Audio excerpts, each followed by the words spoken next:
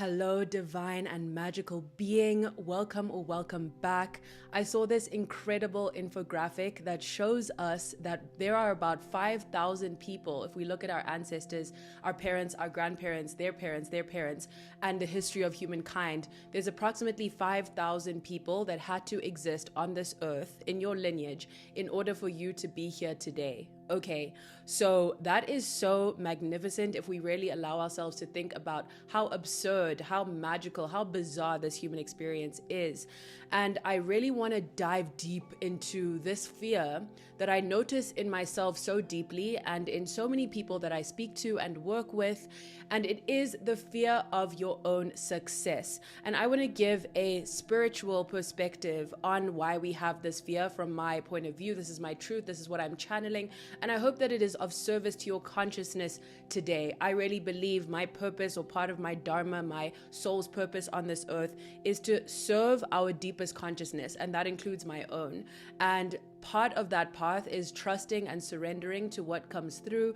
And so this is my offering today. I always say that our creativity is like coming to the flea market of life and saying, you know what, this is what I have to offer. And all the colors and textures and flavors and spices are that much more divine because we bring so many to the table. It's not about judgment. It's not about perfectionism. It's about an offering. And this is what I have to offer your consciousness today. I hope it serves you. I hope it, deepens or elevates whatever your preferred metaphor is. I hope it's just something that is nourishing to you and to your soul's journey today. So when we think about this fear of success, how does it manifest? And let me talk about it from my own perspective and then go into the spiritual realm, okay? Well, the spiritual transcends all. But basically, for me, I have this dual feeling. On the one hand, I deeply crave doing something big. I've always been a dreamer. I've always been audacious. I've always wanted to really make sure that I'm on earth and living the wildest story that I can live. And I don't want to glorify ambition. I think our ambition is very much manipulated by the culture and systems that we live in. It's seen as a higher form of being to be ambitious. Only a certain kind of ambition is really validated, where you are kind of ascending in this capitalist ladder and consumerist ladder and elitist ladder. So I obviously want to caveat this by saying I don't mean to kind of glorify ambition or say that it's a better or higher state of being. I want to just speak from my own truth, where the word ambition has all the cultural connotations. If we take away that connotation and all of the baggage surrounding it, in the sense of wanting to do something big, dreaming of a big future that entails you serving people as well, that entails you having, whether it's talking on stages or being in a studio, whatever it is, that sense of like, whoa, like I just want to do something that scares me. I have always had that sense in me, and that's an energy that I think many of us have and many of us don't, and that's perfectly okay. It's when that ambition gets misapplied and applied towards toxic ends that the ambition itself is toxic. With that, I felt both the duality of like wanting to do something big and serve the world through my voice and share my voice and share my ideas. And I have all these ideas I want to do. Like I have to tell myself, like ideas are literally floating with me at all times. That's how I see it. They're literally so into me. They're always coming into my crown chakra, my third eye. I'm just like, whoa, like there's just so many seeds being planted at all times, because I feel like I'm in that constant conversation with the universe. And as such, and also with the ability to share ideas quite quickly through short form, it just feels like I'm just an open channel that's receiving things. And so I have all these ideas that I want to bring into the world, but there's also that fear that comes, the fear of visibility, the fear of all of this working out, the fear of success, the fear of my own power as well. And I've really been sitting with like, why is it that we have this? Like on the one hand, I want my podcast to reach everyone it's meant for, and I dream of it being in a beautiful space, and I dream of traveling with it and interviewing voices that are often left out of this space, especially African voices, and also just like Black people in the diaspora, as well as people with accents in the global South in general, like all the wisdom that we have to offer, as well as just people that I vibe with. I'm very much like, I just want to vibe. It's an energetic alignment. But I have this dream of like this growing quite substantially. But at the same time, I have this absolute fear of that because of the backlash that can come with that, the fear of how daunting it is to be very visible, that, the more you climb, the more it feels like there's people who are trying to tear you down. And so there's always these dual-like forces, and I know it's not actually dual because the universe is whole and there's non-duality, but that's how I will communicate it to you today. And there's that beautiful line in Audre Lorde's essay, The Transformation of Silence into Language and Action, where she says, of course we are afraid to share our voices, to speak our truth, to speak truth to power, to say what we've come here to say. But what we fear most, she says, is the visibility without which we cannot truly live. So there she's capturing that paradox. We're afraid of being seen, but even more than that, we're afraid of not being seen.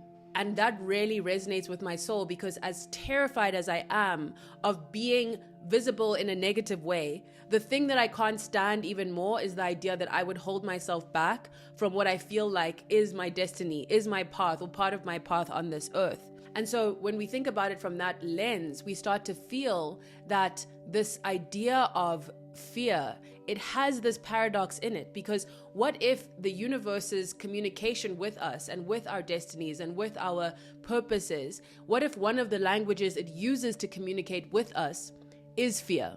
You know, we have this mind that labels this as that and this as this. So when we feel this energy within us, we label that as fear, and we label that fear as bad. What I want to invite you into is a slightly different perspective. If it's one thing about me, I'm going to invite you into a different perspective. So if you enjoy that, if that tickles your fancy, stick around, because you will be invited.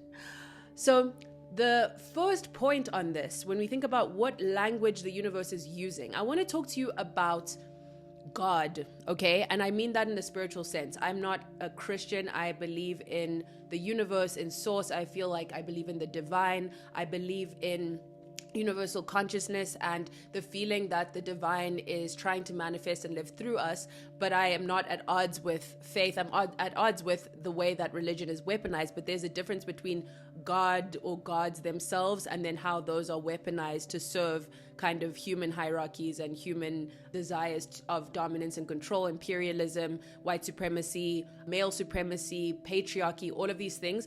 Religion has been weaponized to serve those ends, but that doesn't mean that like God, Allah, you know, themselves are somehow evil in any way. I mean, this is a very big conversation, but what I mean to say is there's a way that we can directly access the divine without kind of conflating that with how it has been manipulated and has been weaponized by powerful systems that want to retain power in order to enact their power and control and justify it in our consciousness and in our minds. So the idea of patriarchy is very much upheld by the idea of this one male God, and so that comes through. But also at the same time, there's people who have very beautiful and loving relationships with God, and I think that's wonderful. And so I think we're all kind of speaking about the same thing when we talk about God, source, universe, universal consciousness. For me, I like the universe because it feels multiple. So it feels like I'm not just talking about one entity, I'm talking about every entity. I like the universe because it feels very queer to me. It feels like the universe encompasses all possibilities of being. So it's not male, it's not female, it's not straight, it's not queer. It's like every possibility is involved in the concept of the universe. And that to me really resonates with me, the fact that it's in everything. But I know that for other people, that's what God represents to them. It's in everything. So for me, the universe is in the air that allows me to breathe, that inspires me, breathes life into me. The universe is in my hands. The universe is in my bacteria. The universe is in the birds chirping, supporting me. So I feel this universal energy is always accessible to me. I don't have to like think of an entity. It's just always available. Again, this is not an argument against God. It's just like, lol, the fact that that even has to be said. But it's basically like just a little bit of an invitation into how my consciousness makes sense of the divine and this beautiful dimension and mystical dimension of being that exists, okay? That the colonizer will always try to suppress in our understanding of reality because they want to dominate our relationship to that force. So when we think of Christianity, we think of the fact that like the reason why it's played such a big role in dominance, in imperialism, white supremacy, colonialism, is because they knew we needed to have access to the divine and they wanted to control that access. They wanted to be the ones who dominated our relationship to the divine and said, this is how you access God. Because as humans, we always crave something higher, something bigger. And we see that that can take form in the form of actual gods or gods that take shape in culture, the god of celebrity, the god of money, the god of fame, the god of success, the God of working, and the Protestant work ethic. So anyways, we could go on and on and on. You know, it's always just going to be a walk. We're going to go where we need to go. So how I started this whole path is I said, I want to talk to you about God. I want you to imagine, whether or not you believe in God, whatever word resonates with you, if you met God, or if you met the source of the universe, or if you met the universal energy itself, whatever we are channeling, when we have dreams, where do they come from? Whatever mystical reality resonates with you, if you were to meet the source of that, how would you feel? So the birds chirping, if you met the source of why birds chirp, or you met the source of the beginning of everything, if you met the all-knowing, if you met the all-powerful, how would you feel? Part of you, I will offer, would feel afraid. You would be in awe of the divine. You'd be like, wow, you are the all-powerful, you are the all-knowing, you are the all-seeing, you are the all-loving. You are the reason why love pulsates through my spirits. You are the reason why I feel like my intuition just comes in and tells me you need to go to the market on Tuesday, and then on Tuesday what happens? I meet the perfect friend or collaborator, right? So if you are the source of that divine knowing, then that's quite terrifying. And at the same time, when we think of the concept of awe is looking at something bigger than you, more divine than you, and being and feeling kind of that smallness. When you look at the ocean, you're like, wow, I'm in awe of this. Like, look how vast and huge and magical the universe is. And there's this kind of humbling feeling of like, oh, I'm so small in relation to the universe. When we look at the stars, we're in awe. We're kind of placed into this position of looking at the bigness of something. And so when we think of our creativity and our power and our fear of success, I think we're facing that same phenomenon. We are facing power, but like a benevolent kind of power, and we're afraid of it. And then we think that fear means it's bad. We think that fear is inherently bad, but what if that fear is just a testament to the fact that you're meeting God, you're meeting source, you're meeting the divine, you're meeting the universe, and you're feeling the power of that energy. So when we look at how we think we're supposed to manifest on earth, right? When we think, wow, this could be my purpose, this is part of my purpose, I don't believe we have one, but like I'm meant to be someone who's interviewing amazing voices, or I'm meant to, if you want to be a singer, I'm meant to sing on stages. If you want to be a speaker, I'm meant to speak on stages. But when you think about it, first there's the excitement, the aspiration, the desire, and then very quickly there's the fear. But what if that fear, again, is the universe, is God, is source, trying to speak to you in the language that it understands? Now, one of the languages, because it also speaks to you through the desire. It also speaks to you through the love. It also speaks to you through the possibility, through the energy that idea has for you. Your dream is your dream. Many people don't feel that way about that dream. You could say, oh, I really dream of speaking on a stage, and other people are like, that fucking terrifies me. I would hate to do that. So our dreams, they come from the specific relationship we have with the life experience we've walked, with the ancestors we have, the histories we have, and so on. Okay? So when we are afraid of our own success, I think it's because we are afraid in the same way that we would be afraid if we met the source of love, the source of power, the source of everything. It's like if you look at the sun is beautiful and wonderful. I mean, it's amazing that it warms us up. I'm a sun being. I love the sun. But also the sun is fucking terrifying. So there is that, again, duality of things that are very powerful are also very scary. And maybe, my love, you fear your success because you fear that power within you. You fear your own kind of greatness. You fear your own magic. Why? Because you've also been alienated from that view of yourself, from the fact that you are magical, that you have magical gifts, right? That you have this divine knowing. And by knowing, I don't mean in the books you've read, the degrees you have. I mean in the intuitive sense, in the felt sense. The way you can move your hips can be a certain kind of knowing. The way that you listen to someone and hear the words between the words, that's a magical gift. If you're a very good listener, you have a magical gift. I listen to podcasts all the time and I'm like, this host is not listening. And it makes me so annoyed. And I'll do another episode on that perhaps. But essentially, we fear our own power. And this is point number 2, why I think we fear our own success, because we've been taught such a toxic version of power. And we actually need to heal our relationship with our understanding of power so that we can step into ours. So obviously, in this world that we live in, power has deeply been manipulated to serve absolutely some of the most evil ends. We think of the power that the state of Israel has. We think of the power of the US and empire and bombs and war, and we think of the power of hierarchies and capitalism and how these systems work to empower people who have power and disempower people who the system has robbed of that power or who has deemed powerless, right? When actually we all have a certain kind of power, especially when we're in collective action and union and community, which is also why the West had to create this notion of isolation and separation so that collective power would be diminished, right? And I also believe the same about romantic love. Part of why we have so much of an emphasis on finding this one person is because we are less potent when we are conceiving of love in such a reduced and minimized way and a singular way. The idea that all this energy we have within us to love and be loved should be channeled into one person. Who does it serve?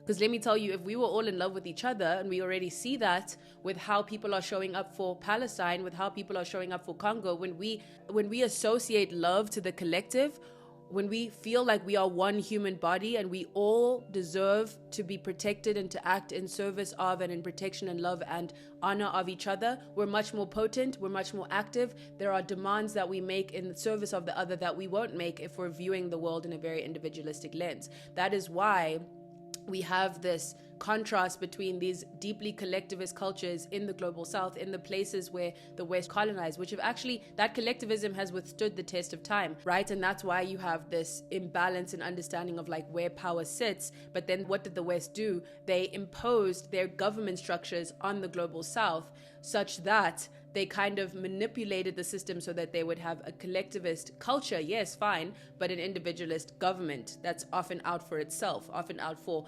corruption, out for patriarchy, out for enriching themselves. So then you have the true power of that collectivist structure diminished, which also happened through the creation of nation states, right? We weren't meant to be organized this way. So the West diminished the power of the global south by imposing nations on us, therefore putting eternal conflict as like our destiny, because we're not meant to be divided in this way. We had our own natural way of forming our own collectives and tribes, right? And we were largely in peace with one another, largely. Basically, we've seen all these nefarious examples of power. And so we think of power, we think of governments that have too much power over their people, that work to protect elites. We think of power in terms of the power that bosses and people with power in our lives have had over us. We think of power in terms of parents who've maybe harmed us, the trauma we faced, and the people with power who traumatized us. And then we think of power in terms of male violence, cis heteropatriarchy, violence against us in our specific identities. So we have this idea that power is bad. Power corrupts, right? That's that classic saying. But this is not actually in alignment with nature. Just because, again, similar with God and Christianity, just because we have manipulated a concept to serve dominance, to serve hierarchy, to serve supremacy, does not mean that concept in and of itself is hierarchical, is supremacist, is malevolent, right? What do I mean by this? Try to think of nature and not think of power. Everything in nature has a certain kind of power. The power of the sun to literally ensure, like, light up the earth and ensure that we can have life growing from the soil, that we can have energy as human beings.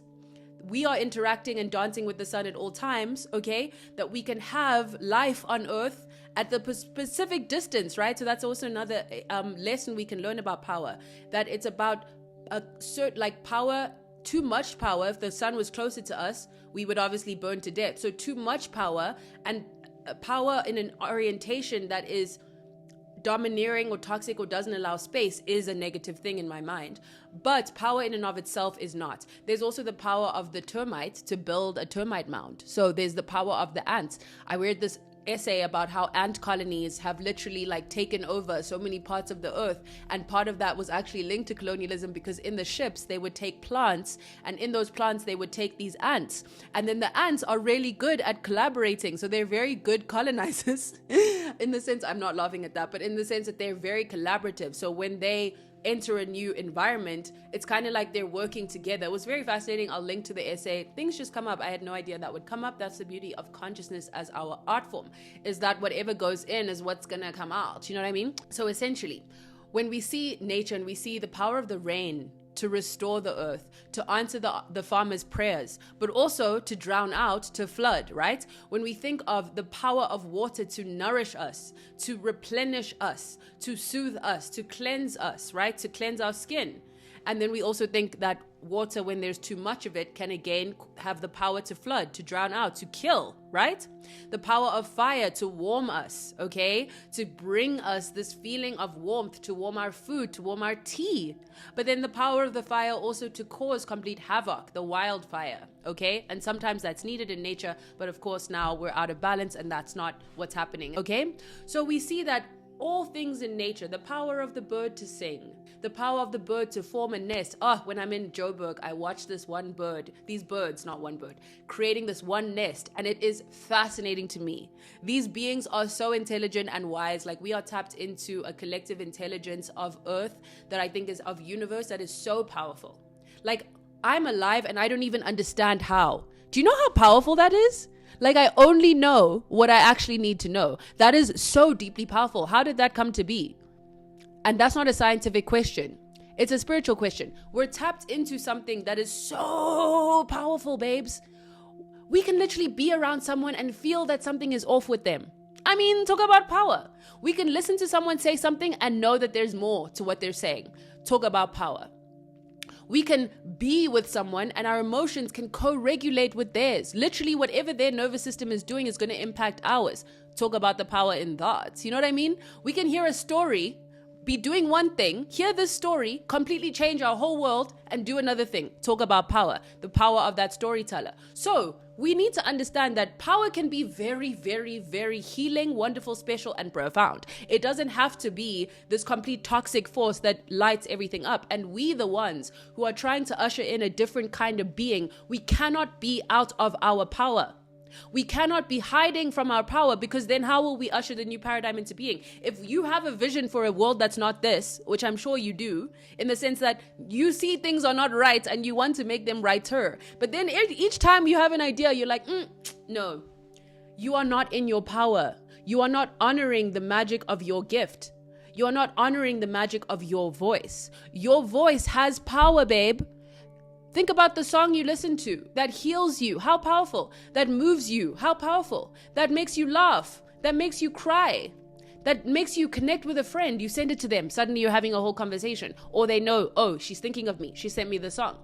So we as creators, oh my word, we are in one of the most powerful roles that we can hope to be in. Because we are creating.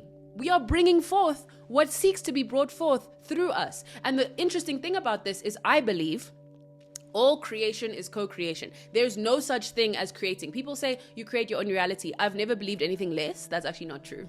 But I don't believe that at all. You co-create your reality with so many collaborators and conspirators, co-conspirators, okay?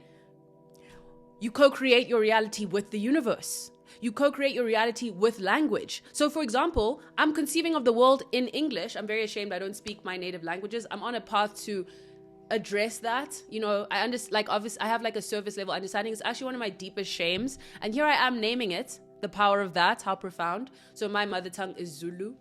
I'm South African and I'm also Namibian. I was born in Namibia, then I grew up in South Africa. So I moved to South Africa when I was 3. I was born in Windhoek, Namibia when I was born. Moved to South Africa when I was 3. My parents spoke different languages and they decided to teach me neither. People make the wrong decision sometimes. So I feel like I'm conceiving of this reality in the colonizer's tongue. I'm doing a great job, but also I feel like there's always going to be something to grieve and mourn in that. And I felt I was even journaling about this today. Like, it daunts me. I'm daunted by, I took Zulu in high school. I can speak like a basic level of it, but I can't like speak. You know what I mean? And I feel like part of my soul curriculum is to go on that path, but I'm too nervous because I have so much going on right now to fully confront and address that is my path. So anyways, just want to send love to all the people who feel kind of removed from their culture in a certain way and are trying to fight their way back to it. There's a saying, I think it's from Aboriginal people in, I want to say New Zealand, but I could be wrong. It's either New Zealand or Australia that is based, and I think it's the Maori people, but I could be wrong. Please forgive me. Just shower me in forgiveness, the power of that. But essentially that it takes 1 generation to lose a language and 3 to win it back. And I think that's beautiful. I don't know how they came up with that, but I think that's quite profound and beautiful and special. So you're always co-creating your reality, because the language you were given, and the languages you were given if you're multilingual, it's going to impact how you read your reality. Okay? It's literally like if you have a language that has 7 words for love, you're going to conceive your reality of love in a very different way than someone who only has 1 word. If you have a language that has many different, has a certain notion of respect for elders embedded in the language, you're going to conceive of reality in a completely different way. So with that, how can we say you create your own reality? It's a very individualistic imposition of spiritual lessons onto Western ideas, which is you, the self. It's not going to be me. You know what I mean? I don't believe that. I believe you obviously play a role, like you're a storyteller. You're part of the storytellers. You're one of the storytellers of your life. And I never want to say this in a disempowering way, like you are relegated to receive reality. That's why I say you co-create your reality. So for example, you read a book, you see the world differently.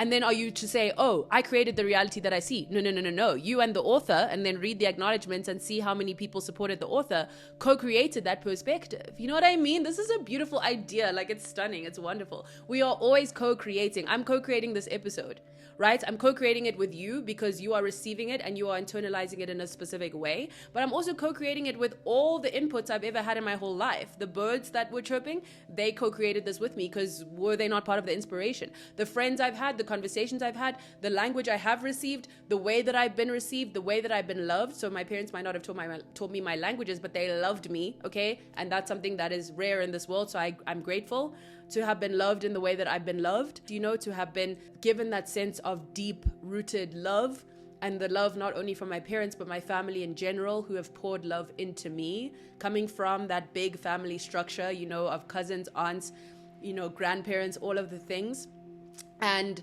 just feeling their love flow through me. And so I feel like sometimes I feel like I'm here to share my consciousness, but my consciousness would be even more deep and rich and profound if I also was able to bring you that, to bring in that perspective, of the way my language sees things versus the way that I've learned to see things in English. You know what I mean? So I feel alienated from a kind of wisdom that I know I'm supposed to also maybe have, but I also feel daunted because learning a language, I have this mental block, is so much work. It's a lot, and I'm a perfectionist. So I'm I need to be fluent, I need to be perfect, I need to be confident, versus just allowing myself, maybe I wrote this in my journal, just practice for 15 minutes, right? You know what I mean? So this is so funny. I'll just say this to you all because my soul sibling, you're vibrating on my frequency, you support me, you're here for whatever comes up, and I love that in you and through you. I love feeling like I have the space to do that. But I started this episode with the full intention of making it one of those short YouTube videos that potentially could go viral and just would be fire and short. But each time I start speaking, I'm just I don't want to stop. I want it to just be meandering. I want to take a journey. I want to take a walk that doesn't have a destination or a path. I want to give myself the space to play and roam and speak. You know what I mean? I even journaled yesterday from the perspective of my voice, and I was channeling wisdom from my voice, and I was saying, give me the room to speak. Give me the room to play. Give me the room to express. Don't silence me. I have things to say. And I relate to my voice in this mystical way where it's of me and through me. It's not always, I don't even know what's going to come up fully. I have my ideas, but they're just ideas that are floating with me again. And then the idea's no, that's not what I'm feeling right now. The energy is moving through me a different way. And I just honor that. So thank you for making me feel like I have the space to just kind of tap into whatever wants to be tapped into. Yeah. Wow. Okay. So we co-create our reality. So with that power, this is again the reason why this is important, is when we think of the fact that we all are co-creators at all times, co-creating relationships, co-creating expectations, co-creating art, co-creating creations.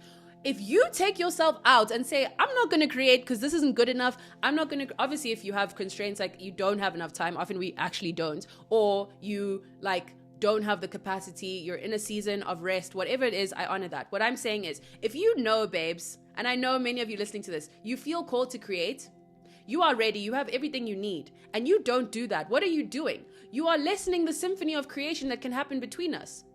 Because you could be the song, you could be the video, you could be the podcast episode, you could be the piece, and I just want to also say, obviously, I come from a perspective of sharing your art. You don't have to do that. But it's hard for me to speak to something that I'm not doing. So I'm very much in the role of sharing things that I make. I don't think that's more valid. You don't have to commodify, or you don't have to share your art online. This is just, I just want to share from my perspective of the world, which is like, clearly I believe it's important since I'm doing it. But that's not to impose that on you. But essentially, if you are taking yourself out of that equation and saying, yeah, I feel called to make YouTube videos, but I'm not going to make them.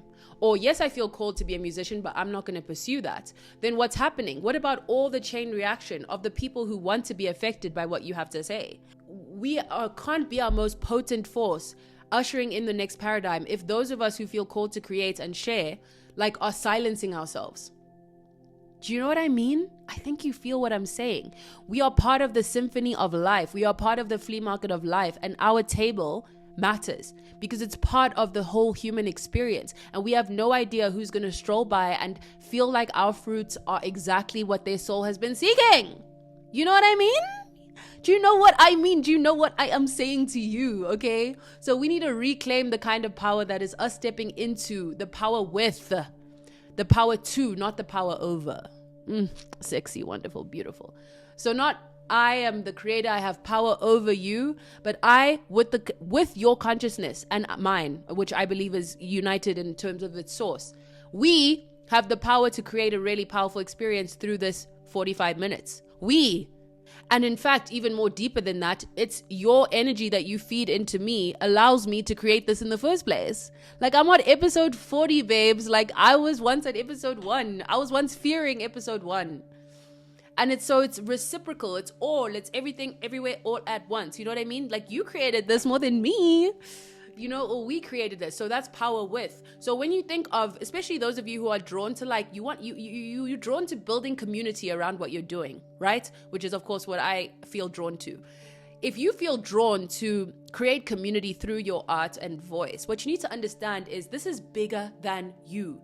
This is about all the people, the power with. What if you create this community? What power are you then collectively going to have and unlock within each other? What if through you someone meets their dream partner who they can collaborate with or love or be with or frolic with in the forest?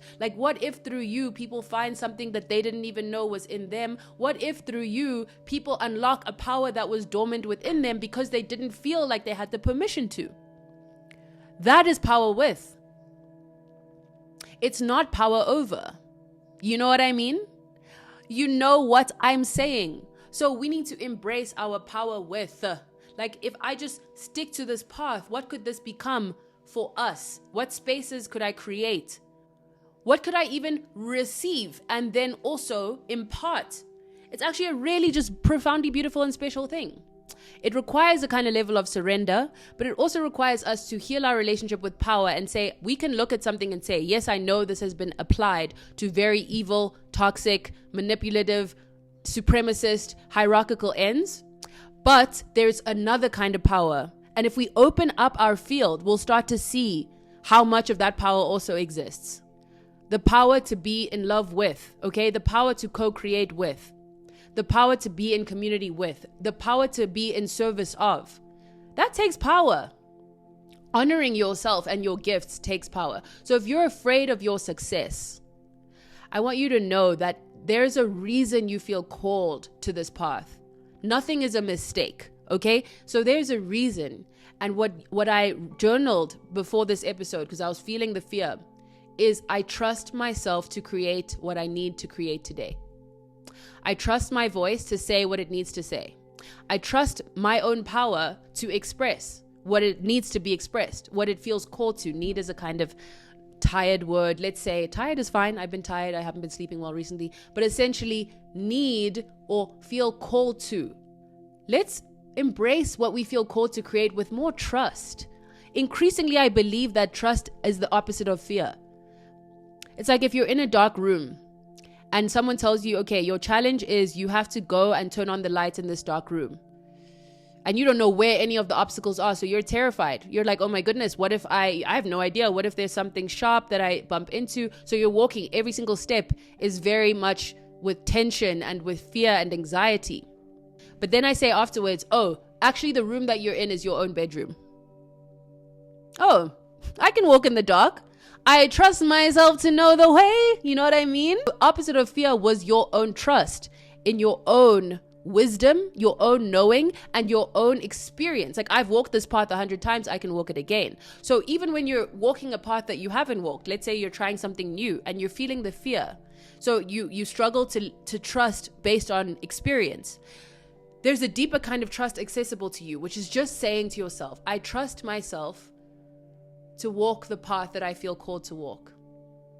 I trust that there's a reason that I desire this. I trust that this fear is actually telling me in the language that the universe speaks how important this is to my soul's path, my soul's development, my soul's journey, and the lessons that I've come here on earth to learn. I trust that I'm part of a much bigger story that I don't even fully understand. And that what if one of my many 5,000 ancestors is trying to speak through me through this path that I'm fearing? And what if what I'm fearing is how powerful this destiny is? And how powerful I am scared to admit that I am. I trust in my own magic. I trust in my own gifts. And I trust in the collective that is waiting to receive me or be received by me. Because so often we feel so seen by other people's words. We didn't even know what we were longing for. That's the whole idea of what you seek is seeking you. What you desire is desiring you. What you desire to create, there are people desiring for you to have created. So we're all part of this beautiful symphony, babes. And I love it for us. So I'll leave you with the question, okay, in the soul salon. And I want to let this kind of concept, this space sink in a little bit more before I share with you what it can be and what it is, and also maybe get your thoughts on that. So anyways, but what I want to remind you of is I want to bring you back into your own power, your own wisdom, okay? People have been asking me a lot in my recent videos, like, how can I think more like you? And basically, like, how can I think more deeply or be more wise, essentially is what they're asking me. With no ego involved, that is what they're asking me. I'm just sharing that with you. And I've been thinking a lot about that question and how I'm meant to respond to it, because I feel like that's a whole thing. That's a beautiful thing. But what my thought first goes to is, how can you think more like you? And a key thing in that story is really silencing out things that are not serving your deepest consciousness. That's something I really believe in, that it's not about reading more things or understanding more things. That's beautiful. I love those things. But it's also about understanding you. Journaling or sitting with yourself, sending yourself a voice note, reflecting and taking your consciousness so seriously so that it has the space to speak. That's what my voice was asking me. It's not asking me to go to training, or it's saying, give me room. Let me play. Like, I'm that kid that just wants to play. Let me play. And that's what I did in this episode. So I hope that it served you. And I hope that you remember that you are so powerful and you have the power to really unlock possibilities for yourself and for others that may not even seem feasible to you right now. I don't mean that in terms of the lifestyle kind of pornography that we're given. I don't mean that in terms of who you could become from a award or ranking or celebrity way. I mean that we are meant to be unfolding into the potential we see within ourselves. And it's difficult to separate this from the whole self-development lens of hustle culture and be your best self and always be improving and optimizing. That's not what I'm saying at all. And I think if you're here, you know that I'm tapping into something deeper. Our souls are longing to sing, let's say. And often we're like, now's not the time. That's not good enough. That's not a good enough song. That's a bad song. You're a bad musician. Bye. And that's not what our soul wants. It just wants room to express and to play, okay? So that's what I am inviting myself into this week, and I hope that you feel invited as well. I'm sending you all the love. Remember that the power within you is also terrifying. It's the God in you, it's the universe in you, it's the stardust in you. It's magnificent and it's awe-inspiring, which means it feels big, which means we want to hide from it. What do we do from power structures, from powerful figures in our lives? Sometimes we hide because we're afraid, okay? But let's tap into the fact that we are meant to be in our fullest power, to serve each other, to love each other, if I was listening to someone speak about how she's an energetic healer. She was South African, she was an energetic healer, and I think she's South African. She's an energetic healer, and she was talking about the fear of the perception of kind of being like a witch and this idea of witchcraft. And it was interesting because I was thinking to myself, oh my word, like my energy needs healing. And like there's a specific way you are going to do it that's going to be magical.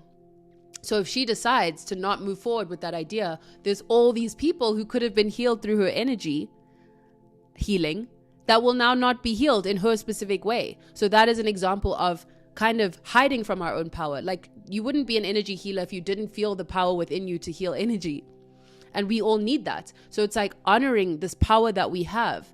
Like, there's so many people on earth that don't dream of being energy healers. So the dream is with you for a reason. And like, you're so precious and divine. And I know that there's all these cultural and societal messages that we're battling and confronting. And that's a huge reason why we feel the fear, is because of all of this, the representation, the cultural understandings, limitations that are put on us, especially given our specific identities. And also at the same time, when we honor that calling within us, so many people will in turn get to honor theirs, because expansion is contagious. If we expand, we will expand those that we are expanding into and in front of and for. So that's beautiful and precious. So let us not hide our gifts from the world. Let us be in our magic. Let us be in our divinity. Let us be in our power. Let us be connected to our intuition. And let us understand that this is how we awaken the new world, the new paradigm, the new way of being, relating, seeing, feeling, creating, relating. I say that, but I'll say it again because we need that deeply. The way we unlock a new way of being is through our creativity, through our ability to reimagine. That was the first name of my podcast. And redesign. Reimagine is actually the perfect word. And reconstruct every single part of society. Art, therapy, different modalities of healing, music, teaching needs to be reimagined, education needs to be reimagined, what types of education we receive, how, from who's an educator and why, like all these things, how do we treat educators? Every single thing needs to be reimagined. So every single thing is a space for the creator in us to truly confront their deepest calling so that they can serve the part of the healing society that they are here to heal. I really believe that. Like, I believe a new world is trying to awaken through us. You can feel the shift. You can feel that we are not who we once were. And that you can also feel that we are all feeling called to purpose, called to meaning, called to, and I know that not everyone can act on that calling yet. So if you are in a position too, if all that's standing in your way is really this block that you have, we're asking you, like, be in your power so that it can unlock more power in others, because there's many barriers that people are confronting that are external to them that prevent them from living that truth, right? So that's again reminding us that I don't have to, I get to. That's what I told myself before this episode. I was feeling the tension and the anxiety. I reminded myself what a gift, especially because I've been sick for 2 weeks. I haven't been able to come on here. I haven't been able to express. So it's like, what a gift that I can use my aliveness and my energy in this way. I love you so dearly. You are magical. You are divine. The divine in me speaks to the divine in you, speaks to the divine in us. We are the collective, and we are here to create what we are called to create. We are here to exist in the energy we feel called to exist in. And we are here to support each other and receive each other and cheer each other on and let each other know it's safe for you to express. We all create these monsters in our head of everything that's going to go wrong, and we are also here to remind each other of everything that can go right. Because as we invent monsters, we don't also invent angels. So we're using all this subconscious creativity to create worst case scenarios, when actually the best case scenario is possible. It is just as real. It can happen for you. Okay? And it can be wilder than your wildest dreams. I love you.